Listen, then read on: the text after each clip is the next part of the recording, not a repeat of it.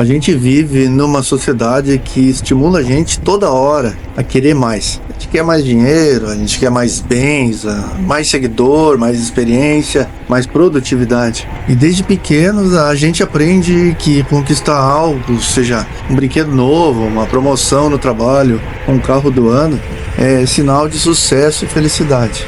Só que não é assim, né? Com frequência a gente consegue aquilo que a gente tanto desejou e tem uma sensação estranha depois de algum tempo: o tédio. O que parecia ser uma solução para todos os nossos problemas passa a perder aquele brilho que tinha lá no começo. Daí que vem a necessidade de buscar alguma coisa nova, outro objetivo, outro desejo. E esse ciclo interminável é o que a gente chama de ânsia de ter e o tédio de possuir. Imagina uma criança que vê um brinquedo na vitrine. Ela faz birra, chora, implora para os pais. E eles cedem e compram aquele brinquedo para ela. No primeiro dia ela brinca. Nossa, brinca full, eu me lembro como é que era. Brinca sem parar. No segundo já brinca menos. Numa semana o brinquedo já está jogado no canto. Esse padrão se repete com adultos também. Só que os brinquedos mudam de nome. É celular novo, roupa de marca, carro, casa na praia, enfim. Esse ciclo é alimentado por uma cultura de consumo constante, que faz da propaganda um meio de convencimento de que a gente é mais feliz se tiver um novo lançamento, o produto mais moderno. E por um breve momento a gente realmente sente uma espécie de euforia ao adquirir alguma coisa nova, né? Mas essa sensação é passageira na grande maioria das vezes. A publicidade não vende apenas produto, ela vende sonho, pertencimento, autoestima, coisas que fazem tu te sentir parte de algo, grupo que tem aquilo que tu deseja. O carro passa a ser não só um meio de transporte, mas ele pode simbolizar liberdade, status, poder. O tipo de carro que tu anda vai definir o padrão financeiro que tu tem. Celular novo pode significar estar atualizado, ser moderno, ser admirado por conseguir comprar aquele celular mais caro. E às vezes nem é tão útil para ti, mas tu precisa ter aquele celular na mão para que as outras pessoas vejam. E assim a gente acaba desejando não o que a gente precisa, mas o que ele representa para que as outras pessoas vejam o que a gente tem. O problema é que essas representações são construídas para ser inalcançáveis por completo. Nem sempre se alcança tudo. Sempre tem uma nova versão, uma atualização nova, um modelo superior. E isso mantém o nosso desejo sempre correndo atrás de algo. É como correr atrás de uma cenoura pendurada na frente do nosso rosto. Por mais que a gente corre, ela está sempre indo na nossa frente. Depois da empolgação da compra vem o tédio. Aquela TV gigante que a gente achava que ia revolucionar o nosso modo de assistir Netflix ou sei lá o que. Agora tá ali, silenciosa, com pouco uso. Muitas vezes quem tá usando são as crianças e olhe lá, que estão sempre no celular. Esse tédio não é só com objetos, ele pode aparecer nos relacionamentos também, nos cargos, no trabalho, curso, hobby, quando a gente está mais interessado na conquista do que na vivência real do que aquilo pode nos proporcionar. E quando a gente conquista, a gente se dá conta de que talvez não precisasse daquilo. Outro fator que alimenta esse ciclo é a cultura da performance. A gente é incentivado a produzir, mostrar resultado, evoluir sempre melhor do que a gente era ontem. O descanso vira sinônimo de preguiça. Quem passa muito tempo descansando e não passa produzindo é preguiçoso. E o lazer precisa ser útil. Tu não consegue ler um livro simplesmente por ler. Tu tem que ler um livro que te ensina algo e te transforma numa pessoa melhor. Por que isso? Rede social, então, isso aí só piora. A vida dos outros, das outras pessoas sempre parece mais interessante. Outra pessoa sempre viaja mais, tem um corpo mais bonito, uma casa mais bonita, um relacionamento que ela é mais feliz porque ela tá rindo mais na foto do que tu. E isso cria uma sensação constante de inadequação.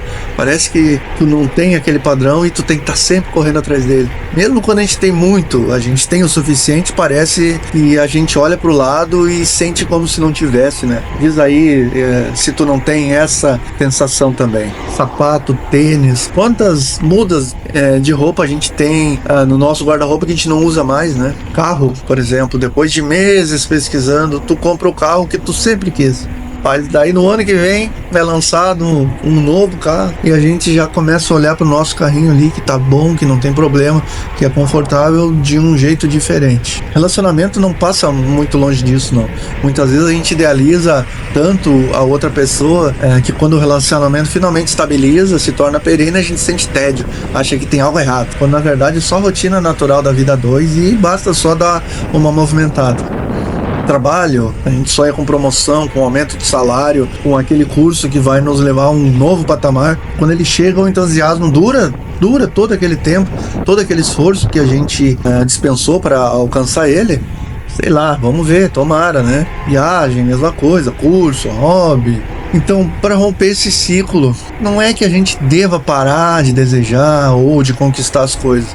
O problema não está no desejo em si, mas na ilusão de que a felicidade está sempre no próximo passo.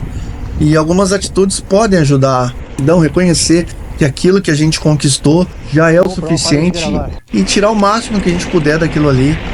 Valorizar as pequenas coisas, os pequenos prazeres, as pequenas vantagens que aquela conquista nos deu e viver o presente, né? Tá realmente presente naquela conquista ali, explorar ao máximo, como eu já disse, o que aquilo pode te dar, sem antecipar, sem ficar já desejando outra coisa, sem ter aproveitado ao máximo aquilo que tu conquistou. E eu acho que reduzir o consumo também é muito importante, né? O consumo impulsivo, principalmente. Será que tudo que a gente quer comprar é realmente necessário para nós naquele momento?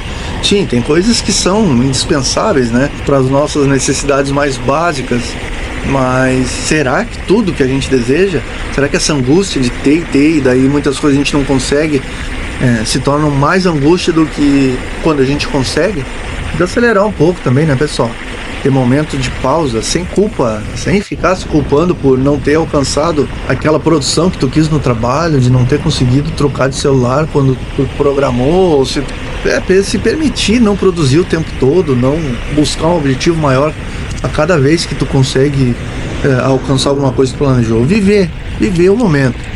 E principalmente tentar se desconectar ao máximo das redes sociais, diminuir o tempo online, porque a gente se compara muito com as outras pessoas, né? A gente vê as outras pessoas conquistando, viajando, tendo e tirando fotos e mostrando uma realidade que talvez nem seja a realidade, não mostrem ali a felicidade que elas estão vivendo realmente.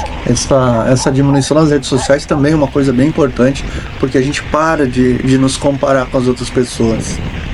E aprofundar os vínculos, que na realidade é o que mais importa, né? Em vez de ter amigos superficiais, cultivar os poucos amigos que a gente tem, os mais sinceros, né? Em vez de buscar relacionamento perfeito, aceitar as imperfeições da vida real, as nossas imperfeições e as imperfeições das outras pessoas, porque uma pessoa é feita de pontos muito bons e algumas imperfeições.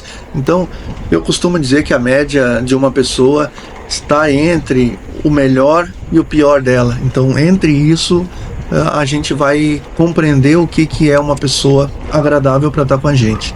E escutar o que o nosso eu interior está dizendo. Olha, eu quero muito isso, quero. Se quer muito, dá uma pensada para ver se não é ansiedade, se não é para saciar uma necessidade imediata, assim, porque pode ser de novo um bem de consumo que ali adiante, em poucos dias, poucas semanas, aquela satisfação vai sumir e o nosso vazio interior vai continuar e o desejo de consumo vai continuar. Muitas pessoas têm descoberto o valor da vida mais simples com essa onda de minimalismo, né? Viver com o mínimo possível, o necessário. Menos coisas, menos compromisso, mais tempo livre, mais conexão com o que realmente importa. Isso não significa viver na escassez, não, ninguém está fazendo voto de pobreza, mas escolher melhor as coisas que a gente busca vai nos dar satisfação, vai ser importante pra gente mesmo, ou é só uma necessidade de consumo? Viver com menos pode ser uma coisa muito libertadora, leve, uma rotina menos corrida de trabalho, abrir espaço para outras coisas, outras riquezas, como tempo para a família, para os amigos, momentos de lazer de verdade, né? Silêncio, descanso, ócio. Eu acho que o ócio é muito importante não ter nada para pensar, para se preocupar, ter um momento de lazer, de silêncio, descanso e ócio. O Epicuro, como por exemplo, diz que o prazer verdadeiro está nas coisas simples, como uma boa conversa, um alimento muito gostoso, uma boa amizade. E Sêneca alerta para a escravidão, alertava, né? A escravidão dos desejos. Ele dizia que quem deseja tudo é escravo desse tudo, e que a verdadeira liberdade está em se conectar com pouco. Já o Bauman fala da modernidade líquida, onde parece que nada é feito para durar. Isso inclui as relações, né? Emprego, até mesmo a identidade das pessoas. Tudo se torna descartável, inclusive os nossos próprios desejos. Olha, o cansaço de uma sociedade de desempenho, onde pessoas estão exaustas de tentar ser perfeitas o tempo todo, o excesso de positividade, autoexigência, nos adoece, né? Porque nem tudo é positividade, a gente tem os nossos altos e baixos. Tem que valorizar as pequenas coisas, se voltar para o cotidiano, as pequenas alegrias. Isso tudo é um antídoto contra a ansiedade, dessa necessidade de ter um café com um amigo, uma tarde sem pressa, uma caminhada, olhando para a natureza, para o céu, para as árvores, para a natureza silvestre. São experiências que não existe conquista, mas presença, tá ali, se permitir viver aquele momento. A felicidade muitas vezes está em saborear o agora, está em se desligar do celular e ouvir com atenção, escutar o entorno, rir com alguém que te deixa à vontade. Quando a gente consegue valorizar essas coisas, o desejo constante por mais e mais e mais perde força. Eu sei que desde cedo a gente é ensinado a competir, vencer, conquistar, ser melhor. Pouco se fala em contemplar, escutar, esperar, cuidar.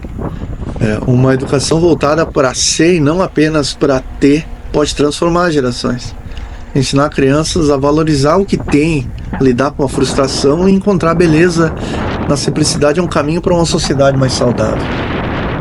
Então, acho que para encaminhar ao final aqui, a ânsia de ter e o tédio de possuir são sintomas de uma cultura que valoriza mais o ter do que o ser, né? Que tu tem para ser. Para quebrar esse ciclo é preciso olhar para dentro, cultivar o autoconhecimento, aprender a encontrar o sentido nessas pequenas coisas, nesses pequenos prazeres, nas relações reais, no tempo vivido com presença. Talvez no fim das contas a felicidade esteja mais perto do que a gente imagina e não à venda em nenhuma vitrine. Se tu achou esse tema interessante, curte o vídeo, te inscreve no canal e deixa sugestão para as próximas reflexões. Até mais, pessoal.